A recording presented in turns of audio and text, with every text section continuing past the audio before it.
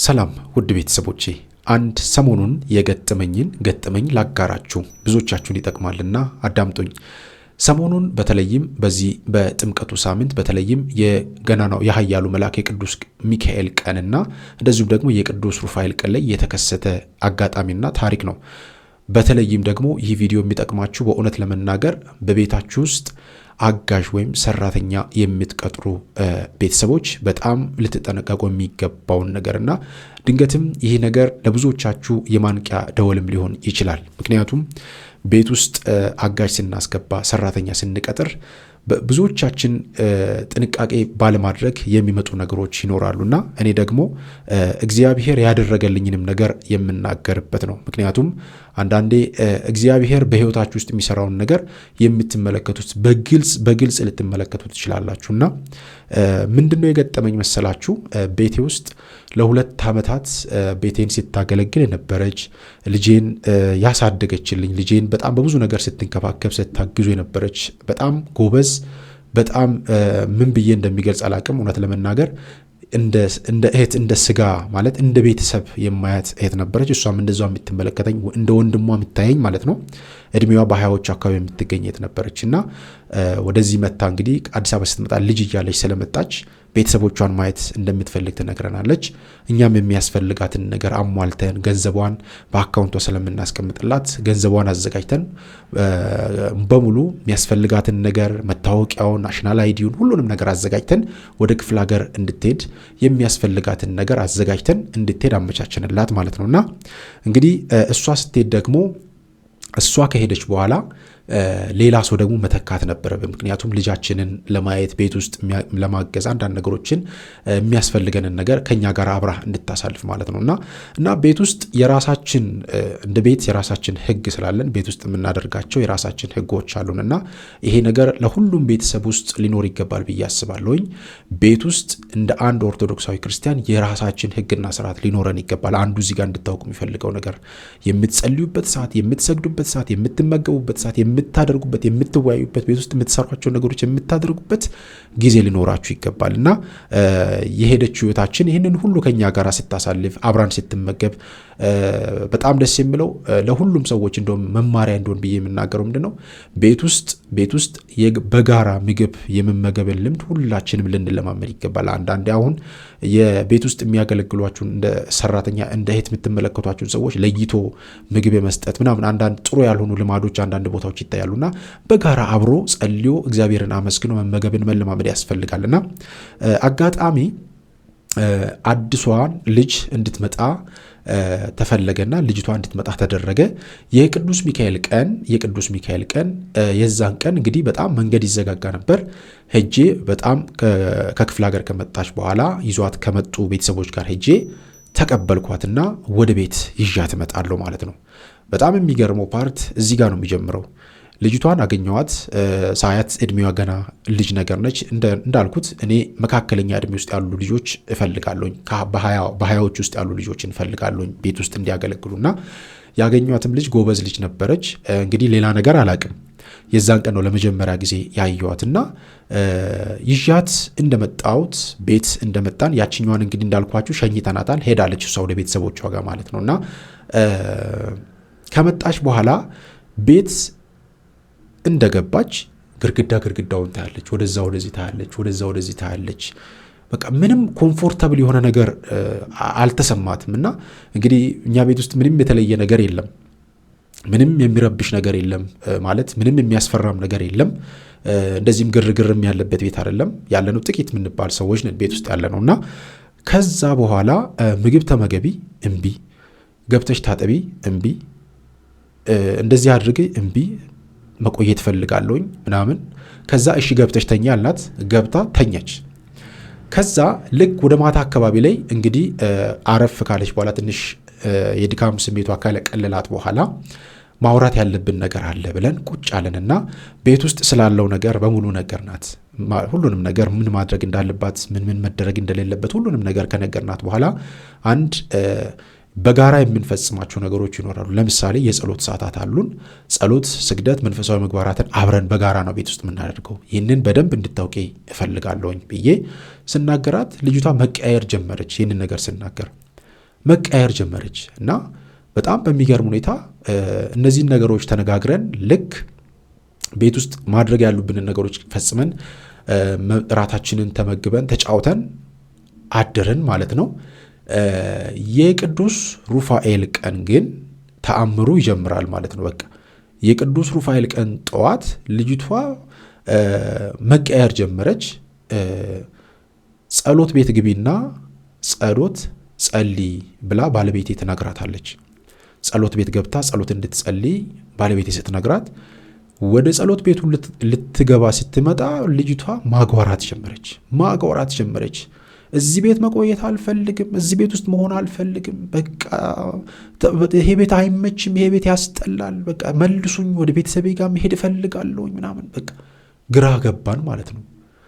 ሰው ሁሉ ጎረቤት ሁሉ በቃ ምንድነው የተፈጠረው እስኪል ድረስ ማለት ነው። መታ አንድ ቀን ሳትቆይ መሄዳለሁ እመለሳለሁ እንዴት?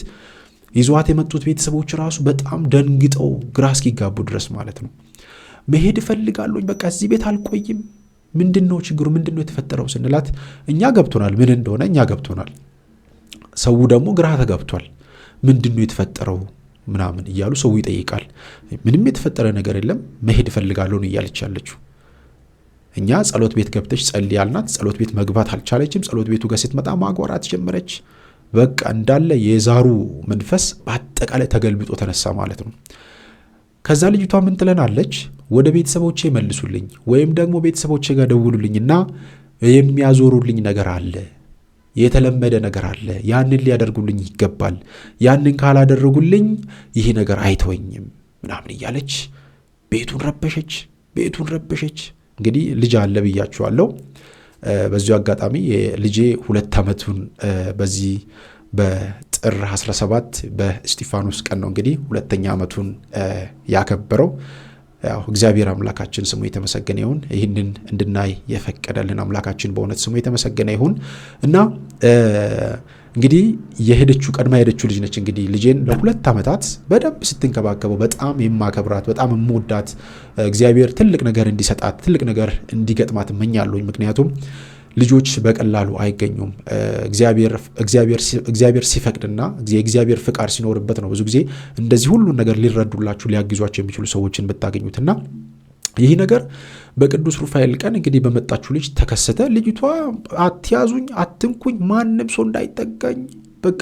ከዛ ባለቤቴ እንደምንም ብላ ነይሽ ጸበል እንድርጭሽ ቢባል ጸበሉንም አልፈልግም፣ ከቤትም ሮጥ መውጣት። ወደ ጸበል እንሂድ፣ እምቢ፣ አልፈልግም። እኔ የሚያድነኝ እኔን የሚቀይረኝ እኔን የሚለውጠኝ ቤተሰቦቼ ጋር የሚደረግ ነገር ነው። ደውላችሁ ቤተሰቦቼን እንደዚህ አድርጉልኝ። እናቴ እኛ እንደዚህ አይነት ነገር አናቅም። እኛ ይህንን ኮተት ከጣልን የዛሬ ብዙ ዓመታት ሆኖናል። እግዚአብሔር ይገስጸው። እንደዚህ የሚባል ነገር የለም። የሚያድን የሚገድል እግዚአብሔር አምላካችን መድኃኒታችን ኢየሱስ ክርስቶስ ብቻ ነው።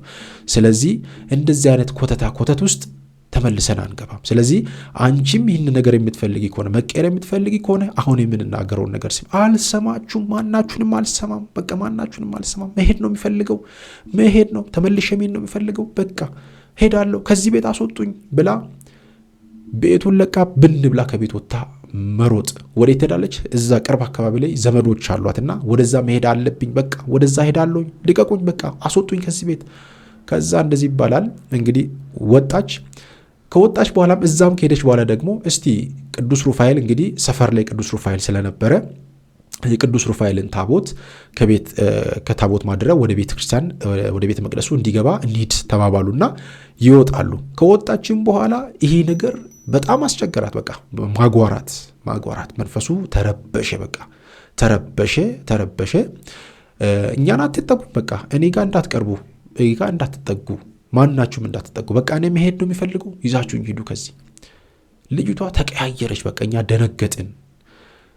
በአንድ በኩል እግዚአብሔር እንግዲህ ይህ ነገር እንዲሆን አልፈቀደም ማለት በቃ ይህ በጣም ብዙ ነገር ያስተምራል። በቤታችን ውስጥ የጸሎት ቤት ምን ያህል እንደሚያስፈልገን፣ በቤታችን ውስጥ ቅዱሳን ስዕላት ቤታችን ውስጥ እንዴት እንደሚያስፈልጉ በተደጋጋሚ ድንገት መምህር ተስፋዬ ሲናገር ሰምታችሁ ከሆነ የኃያሉ የቅዱስ ሚካኤልን ስዕል ፊት ለፊት አስቀምጡ፣ እንደዚሁም የቅዱስ ገብርኤልን የመድኃኒታችን ኢየሱስ ክርስቶስ ከሐዋርያቱ ጋር በሐሙስ ዕለት የሚደረገውን የሥርዓተ ቁርባኑን የፈጸመበትን ያደረገበትን ስዕል በጋራ ያለውን ስዕል ቤት ውስጥ አስቀምጡ። ቅዱሳን ስዕላትን የእመቤታችንን፣ የቅዱስ ሚካኤልን፣ የቅዱስ ገብርኤልን፣ የቅዱስ ሩፋኤልን ስዕላት ፊት ለፊት አስቀምጡ ብሎ ሲናገር በተደጋጋሚ ሰምታችሁ ሊሆን ይችላል። ይህ እንደ ቀላል የሚታይ ነገር አይደለም። እኛ ቅዱሳን ስዕላትን በቤታችን ውስጥ የምናስቀምጠው እንደ ፎቶ እንድንመለከታቸው አይደለም፣ ትልቅ መንፈሳዊ ምስጢር ስላላቸው ነው። ስለዚህ ቤታችን ውስጥ የጸሎት ቦታ ምን ያህል አስፈላጊ እንደሆነ ከነዚህ አይነት ነገሮች ራሱ ይጠብቃቸዋል። ስንት ሰዎች በስንት አይነት ኢንቴንሽንና ዓላማ ወደ ቤታችሁ እንደሚመጡ ምንም የምታውቁት ነገር የለም። እኛችን ልጅ ለመጀመሪያ ጊዜ እዛን ቀን ነው ያየናት። እኛ ይሄ ነገር ይከሰታል ይፈጸማል ብለን አናስብም። ምክንያቱም እኛ የጸሎት ቦታውን እግዚአብሔርን ለማመስገን እግዚአብሔርን የምናመሰግንበት ቤታችን እንዲባረክ ትዳራችን ኑሯችን እንዲባረክ የምናደርግበትና ከእግዚአብሔር ጋር ዘወትር የምንገናኝበት ምስጋና የምናቀርብበት ቦታ መሆኑን ብቻ ነው የምናውቀውና ይህንን በምናደርግበት ሰዓት እንግዲህ ውስጧ የነበረው መንፈስ ረብሿት ከዛ ቤት ውስጥ እንድትወጣ ሆነዋል ማለት ነውና ይቺ ልጅ ካልሄድኩ አለች። በቃ ካልሄድኩ ካልሸኛችሁኝ አለች። አትንኩኝ፣ አትያዙኝ፣ በቃ እኔ ቤተሰብ ገሜን ነው የምፈልገው።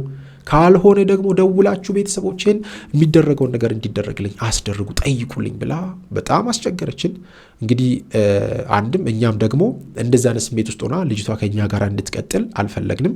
ሁለተኛ ልጅቷ ፍቃደኛ አይደለችም ምንም ነገር እንዲደረግላት፣ ጸበልም መንፈሳዊ ነገሮች ሌሎች ነገሮች እንዲደረግላት ፍቃደኛ አይደለችም። በቃ ቤተሰቦች ጋር መሄድ እንፈልገው፣ ይህ ቤት በጣም ያስጠላል፣ እዚህ ቤት መሆን አልፈልግም። በቃ ግራ አጋባችን እኛን ራሱና በጣም ነው የሚያሳዝነው። አሁንም በዚህ ዘመን ላይ ብዙ ቤተሰቦች ብዙ ገና አልደረስንም፣ በተለይም መምህራን አልደረስንም። ምክንያቱም በጣም የሊቃውንት ሀገር በምትባልበት ሀገር በተለይም በአማራው ክልል ላይ የሊቃውንት ሀገር ትልልቅ አባቶች አፍርተናል ብለን በምናስብበት ሀገራት ላይ አሁንም ድረስ ባዕድ አምልኮን እንደ እግዚአብሔር እንደ ጠባቂ መልአክ የሚያዩ ብዙ ቤተሰቦችን እያየን ነው። አሁን የሚነግራችሁ እንግዲህ በዚች በሳምንት ውስጥ የተደረገ ነገር ነው።